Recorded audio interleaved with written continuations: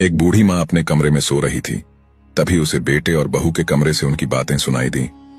बेटा कह रहा था कि मुझे मुंबई में नौकरी मिल गई है, लेकिन हम तीनों वहां नहीं रह सकते क्योंकि कमरा छोटा है और दोनों जगह का किराया में नहीं दे सकता, तो क्यों ना हम माँ को वृद्धाश्रम छोड़ दें। ये सुनकर बुजुर्ग माँ की आंखों से आंसू आ गए और वह सोचने लगी कि अभी 1 साल भी नहीं हुआ बेटे की शादी को और बहू ने उस पर अपना रंग चढ़ा दिया। तभी दूसरी ओर पति की बात सुनकर पत्नी बोली, नहीं, मैं और सासू माँ यहीं रहेंगे। मैं पढ़ी लिखी हूं, मैं बच्चों को ट्यूशन पढ़ाकर इतना तो कमा लूंगी कि अपना और माँ का गुजारा कर सकूं। और आपने तो बताया था कि माँ ने आपको लोगों के घरों में काम करके पढ़ाया था।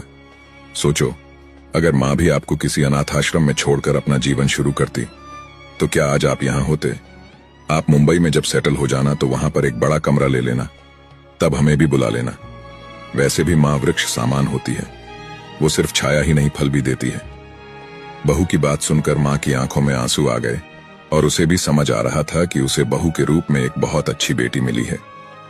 दोस्तों, कहानी का भाव यही है कि सास बहू का रिश्ता भी माँ बेटी का रिश्ता है।